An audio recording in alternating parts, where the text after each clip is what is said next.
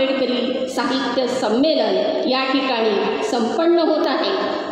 या संमेलनाच्या समारोपीय कार्यक्रमाकडे आपण वळत आहोत। या समारोपीय कार्यक्रमाचे सर्वांगीय अध्यक्ष आदरणीय सुप्रसिद्ध आंबेडकरी विचारवंत, समीक्षक आणि आमचे मार्गदर्शक आदरणीय प्राध्यापक डॉक्टर वामन गवई सर, विकेंद्रीकरण, अर्थव्यवस्थेचं केंद्रीकरण, अर्थव्यवस्थेचं विकेंद्रीकरण, शिक्षण, रोजगार, कंत्राटीकरण, चंगळवाद, भोगवाद, सबंध शोषण, तिथलं स्त्रियांचं शोषण असेल, शेतकऱ्यांचं शोषण असेल, या सबंध शोषणातून निर्माण झालेली ही जी व्यवस्था आहे याच्यावर आंबेडकरी विचारातून, आंबेडकरी संहितेतून, आंबेडकरी साहित्याच्या माध्यमातून वेगवेगळ्या साहित्यिकांनी, वेगवेगळ्या विचारवंतांनी आपापली भाषणं या ठिकाणी केलेली आहेत। बंधू आणि भगिनींनो, हा सबंध विचार जो कालपासून आजपर्यंत होत आहे आणि गेल्या 100 वर्षापासून आपण विचार करू, बाबासाहेबांच्या जन्मानंतर काही दिवस गेले, गेल्या 100 वर्षापासून आंबेडकरी साहित्याचा किंवा आंबेडकरी विचार म्हणून हा विचार मानवमुक्तीचा विचार, माणसाचा उत्थान करणारा, माणसाचा म्हणजे सबंध मानवाचा, एकच माणूस वगैरे मी म्हणणार नाही, कारण आंबेडकरी विचाराच्या कक्षा ह्या खूप ब्रॉड आहेत। ह्या जातीच्या, धर्माच्या, देशाच्या सीमांच्या पलीकडे गेलेल्या ह्या विचारांच्या कक्षा आहेत आणि एकंदरीतच मानवाच्या कल्याणासाठी हा विचार प्रामुख्याने कार्यरत आहे।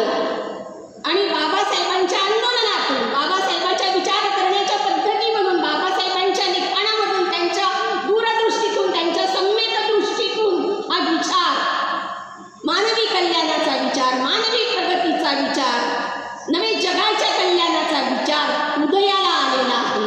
आणि हा विचार घेऊन आम्ही आमचं मार्गक्रमण करत आहोत। आम्ही कोण होतो याचा पहिल्यांदा जर विचार केला, आम्ही कोण होतो? 50-60 वर्षापूर्वी गाव कुसाबाहेर नाल्यांच्या काठाला जगणारी आम्ही माणसं, ज्यांना प्यायला सुद्धा पाणी मिळत नव्हती, ज्याला खायला सुद्धा अन्न मिळत नव्हतं, दुसऱ्याच्या शेतावर वेट बिगारी करून ढोरासारखे कष्ट उपसूनही त्याच्या पदरात काही पडत नव्हतं, ज्याची मुलं शिकत नव्हती, ज्याच्या मुलाच्या अंगावर एवढंसं फाटकं कापड भेटत नव्हतं, पुस्तक कुठलं आलं, वन भटकणारा हा समाज, दारिद्र्यानं पोळलेला हा समाज, शोषणाने बाबासाहेबांचं चरित्र जर वाचलं तर आपल्याला ते सगळं शोषणाचे सगळे संदर्भ बाबासाहेबांच्या खंडांमध्ये, बाबासाहेबांच्या जीवनचरित्रामध्ये आपल्याला पाहिजे। हा असा समाज 56च्या धम्मक्रांतीनंतर उभा राहतो आणि सबंध मानव्य कवेत घेऊन माणसाच्या मुक्तीचा विचार आंबेडकरी साहित्याच्या माध्यमातून प्रस्फुटित करतो। ही मोठी बाब आणि ही मोठी अविस्मरणीय घटना या समाजासाठी आहे। हा समाज जो धम्मक्रांतीनंतर या विचारा प्रवाहामध्ये आलेला आहे, सगळ्यांना म्हणतो, बाजूच्यांना सगळ्यांना म्हणतो की हा तुमच्या कल्याणाचा विचार आहे, हा तुमच्या मुक्तीचा विचार आहे, चला सोबत या, आपण जाऊया। हा का म्हणतो?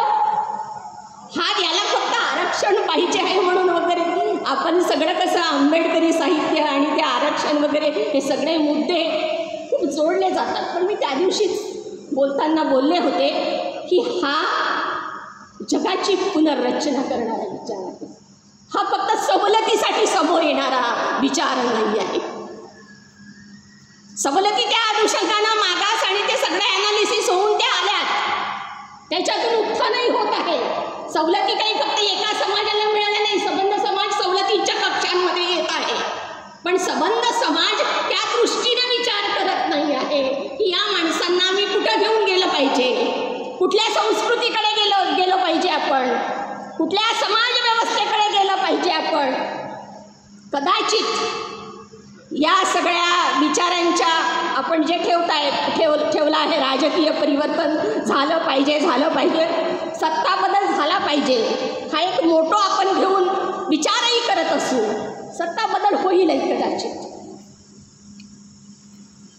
अपेक्षित संविधान वाचेलही कदाचित, संविधान राहीलही त्याच्या जागेवर कदाचित. पण इथल्या विषमतावादी समाज व्यवस्थेचं आपण काय करणार आहात, जी वर्षानुवर्ष इथे पोचली जात आहे, त्या विचारसरणीचं आपण काय करणार आहात, त्या विचारसरणीला किती दिवस टिकाव धरून भारतीय संविधानाला वाचवण्याच्या लढाया आपण लढणार आहोत, हा माझा पहिला प्रश्न आपल्याला आहे. राजकीय परिवर्तनातून सगळ्याच परिवर्तनाचे मार्ग जातात. ही दिवा स्वप्न पाहणारी माणसं जगाच्या पाठीवर होती, भारतातही आहेत, आपणही पाहिले पाहिजे. आपलं भारतीय संविधानानुसार हा देश चालला पाहिजे. पण बाबासाहेबांनी जेव्हा संविधान दिलं तेव्हा बाबासाहेब म्हणाले होते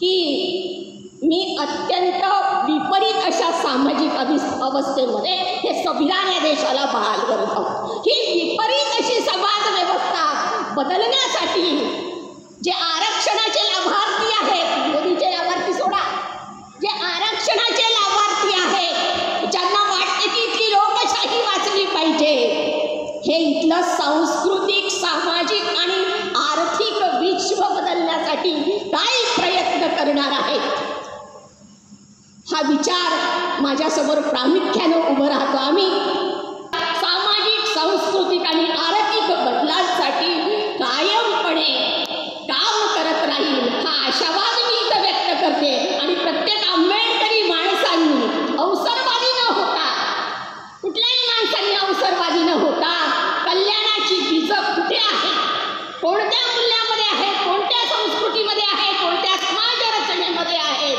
हे आपण शोधली पाहिजे. आणि त्या दृष्टीने जर समग्र समाज कवेत घेऊन निघणारा एक तांडा जर उभा झाला तर आपल्याला ही लोकशाही तशीच वाचवता येईल.